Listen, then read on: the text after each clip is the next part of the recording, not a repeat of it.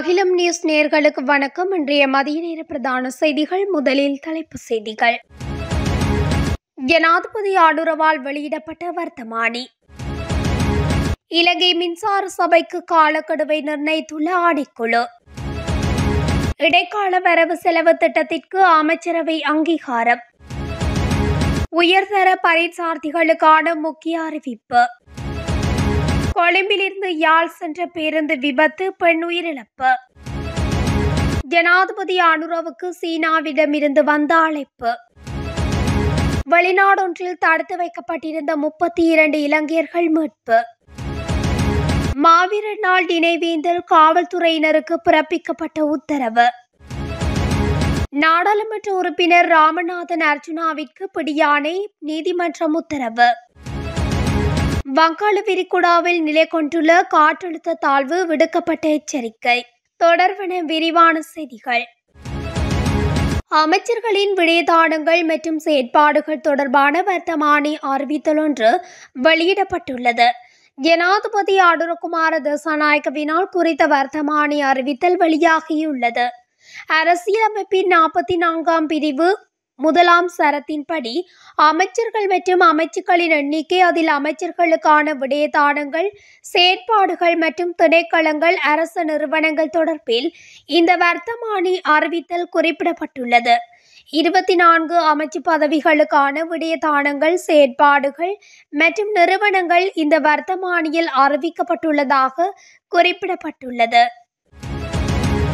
இலங்கை மின்சார சபை 2024 டிசம்பர் 6ஆம் தேதிக்குள் தனது கட்டண முன்மொழிவை சமர்ப்பிக்குமாறு இலங்கை பொது பயன்பாடுகள் ஆணைக்குழு கோரியுள்ளது.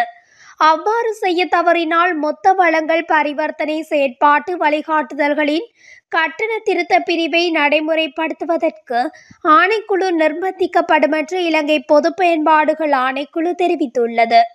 இதன்படி புதிய சமர்ப்பிப்புக்கான காலக்கெடுவை டிசம்பர் 6 என நிர்ணயித்து 2 வார கால அவகாசத்தை மின்சார சபைக்கு வழங்கியுள்ளதாக ஆணைக்குழு அறிவித்துள்ளது. முன்னதாக தமது கட்டண முன்மொழிவை தற்போதைக்கு தர முடியாது என்று கூறி மின்சார சபை எதிர்வரும் ஜனவரி வரையில் கால அவகாசத்தை கோரியிருந்தமை குறிப்பிடத்தக்கது. ஜனவரி முதல் ஏப்ரல் வரையிலான 4 மாதங்களுக்கு இடைக்கால வரவு செலவு திட்டத்தை தயாரிப்பதற்கு நிதி மற்றும் திட்டமிடல் யோசனைக்கு அமைச்சரவை அங்கீகாரம் வழங்கியுள்ளது. நிதியமைச்சர் ஜனாதிபதி அனுரகுமார திசாநாயக்கவினால் கொண்டுவரப்பட்ட யோசனைக்கு இவ்வாறு அங்கீகாரம் வழங்கப்பட்டுள்ளது. இது தொடர்பில் இன்று இடம்பெற்ற அமைச்சரவை முடிவுகளை அறிவிக்கும் ஊடகவியலாளர் சந்திப்பில் கலந்து கொண்டு கருத்து தெரிவிக்கும் போதே அமைச்சரவை பேச்சாளர் அமைச்சர் நலிந்த ஜெயதிச இதனை குறிப்பிட்டுள்ளார்.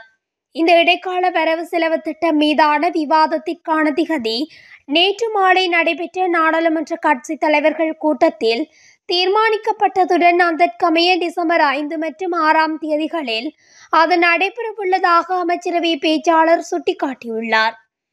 இதன்படி ஜனவரி முதல் ஏப்ரல் வரையிலான செலவு, கடன் சேவை மற்றும் கடன் மறுசீரமைப்பு தொடர்பான இடைக்கால வரவு செலவு திட்டத்தை தயாரிப்பதற்கு அனுமதி வழங்கப்பட்டுள்ளமை குறிப்பிடத்தக்கது.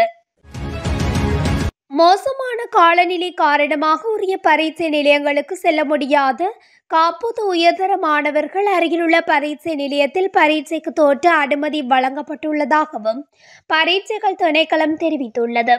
நாட்டில் ஏற்பட்டுள்ள சீரற்ற வானிலையை அடுத்து ஏற்பட்டுள்ள அனர்த்தத்தினால் பாதிக்கப்பட்டுள்ள மாணவர்கள் அருகிலுள்ள பரீட்சை நிலையத்தில் பரீட்சைக்கு தோற்ற அனுமதி வழங்கப்பட்டுள்ளது. இதேவேளை பரீட்சார்த்திகள் அனர்த்த முகாமைத்துவ திணைக்களத்தின் அவசர தொடர்பு இலக்கமான 117க்கும் தொடர்பு கொண்டு தேவையான உதவிகளை பெற்றுக்கொள்ள முடியும் என்றும் பரீட்சைகள் திணைக்களம் தெரிவித்துள்ளது.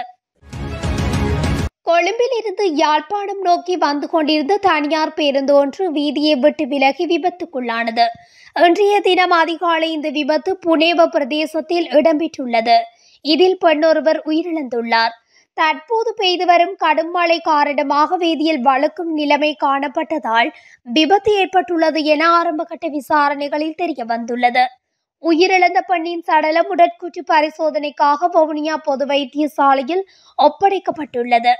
விபத்து சம்பவம் தொடர்பில் புனேவ போலீசார் மேலதிக விசாரணைகளை மேற்கொண்டு வரும் நிலையில் உயிரிழந்த பெண்ணின் விவரம் வெளியாகவில்லை.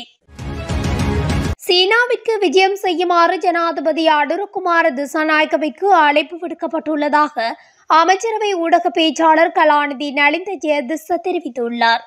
அதேவேளை எதிர்வரும் டிசம்பர் மாதம் 3ஆம் வாரத்தில் ஜனாதிபதி இந்தியாவிற்கு உத்தியோகபூர்வ விஜயம் ஒன்றை மேற்கொள்ள உள்ளதாக அவர் தெரிவித்துள்ளார்.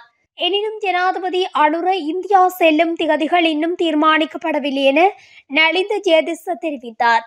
இந்த நிலையில் இலங்கையில் உள்ள சீன தூதரகத்தில் இருந்து அவருக்கு சீனாவுக்கு வருமாறு அழைப்பு வந்துள்ளதாக அமைச்சரவை ஊடக பேச்சாளர் தெரிவித்துள்ளார். மியான்மரில் உள்ள சைபர் கிரைம் முகாம்களில் பலவந்தமாக தடுத்து வைக்கப்பட்டிருந்த 32 இலங்கையர்கள் மீட்கப்பட்டுள்ளதாக தகவல் வெளியாகியுள்ளது. மனித கடத்தலால் பாதிப்புக்குள்ளான நிலையில் மியான்மரில் தடுத்து வைக்கப்பட்டிருந்த இலங்கை பிரஜைகளே இவ்வாறு பாதுகாப்பாக மீட்கப்பட்டுள்ளனர். மீட்கப்பட்டவர்களில் 24 ஆண்களும் 8 பெண்களும் உள்ளடங்குவதாக இலங்கை வெளிவிவகார அமைச்சு தெரிவித்துள்ளது.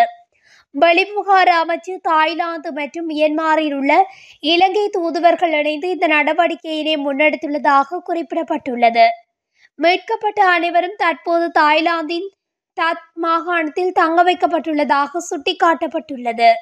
இந்த நிலையில் அவர்களுக்கான அடிப்படை தேவைகள் அனைத்தும் பூர்த்தி செய்யப்பட்டுள்ளதாகவும் விரைவில் அவர்களை நாட்டுக்கு அழைத்து வருவதற்கான நடவடிக்கைகள் முன்னெடுக்கப்பட்டு வருவதாகவும் இலங்கை வெளிவிவகார அமைச்சு தெரிவித்துள்ளது.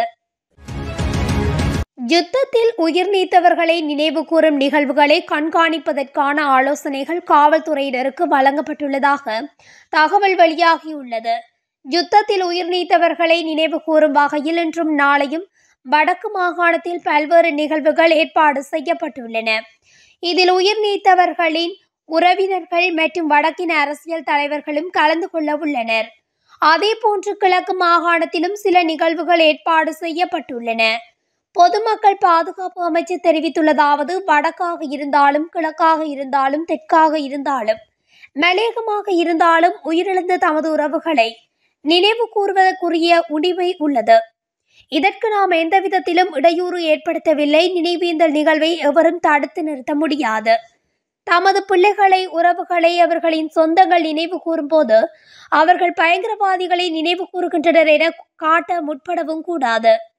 எனினும் விடுதலை புலிகள் அமைப்பானது இலங்கையில் தடை செய்யப்பட்ட அமைப்பாகும். அந்த அமைப்பின் இலச்சினைகள் படங்களை பயன்படுத்தி மாவீர தின நிகழ்வை நடத்த இடமளிக்க முடியாது எனவும் தெரிவித்துள்ளார். அதேபோன்று பாதுகாப்பு அமைச்சின் சார்பில் இராணுவத்தினருக்கு கண்காணிப்பதற்கான உத்தரவுகள் பிறப்பிக்கப்பட்டுள்ளமையும் குறிப்பிடத்தக்கது. நாடாளுமன்ற உறுப்பினர் ராமநாதன் அர்ச்சுனாவிற்கு பிடியாணை பிறப்பிக்குமாறு கொழும்பு மேலதிக நீதவான் மஞ்சுளா ரட்நாயக்கா உத்தரவிட்டுள்ளார். யாழ்ப்பாணம் சிரேஷ்ட காவல்துறை அத்தியட்சகர் ஊடாக அர்ச்சுனாவிற்கு பிடியாணை பிறப்பிக்குமாறு இன்று உத்தரவு பிறப்பிக்கப்பட்டுள்ளது. கொழும்பு பேஸ்லைன் வீதியில் 2021ஆம் ஆண்டு மார்ச் 22ஆம் தேதி அர்ச்சுனா இன்னும் ஒரு மகளுந்துடன் மோதி விபத்து ஏற்படுத்தியதுடன் வாகன சாரதியை தாக்கி கடுமையாக காயப்படுத்தியதாக குற்றம் சுமத்தப்பட்டுள்ளது. இந்த சம்பவம் தொடர்பான வழக்கு இன்று விசாரணைக்கு எடுத்துக் கொள்ளப்பட்டதாக தெரிவிக்கப்பட்டுள்ளது. இந்த நிலையில் சந்தேகத்துக்குரிய ராமநாதன் அர்ச்சுனா தொடர்ந்தும் வழக்கு விசாரணைகளில் முன்னிலையாவதை தவிர்த்து வருவதனால் அவருக்கு பிடியாணை பிறப்பிக்கப்பட்டுள்ளது. இதேவேளை நாடாளுமன்ற உறுப்பினர் அர்ச்சுனாவுக்கு எதிராக குற்றப்புலனாய்வு திணைக்களத்தில் பல முறைப்பாடுகள் பதிவு செய்யப்பட்டுள்ளமை குறிப்பிடத்தக்கது. தென்மேற்கு வங்கக்கடலில் உருவான காற்றழுத்த தாழ்வு நிலை திருகோணமலைக்கு தென்கிழக்கே சுமார் 410 கிலோமீட்டர் தொலைவில் நேற்று இரவு முதல் நிலை கொண்டுள்ளதாக வானிலை ஆய்வு மையம் தெரிவித்துள்ளது.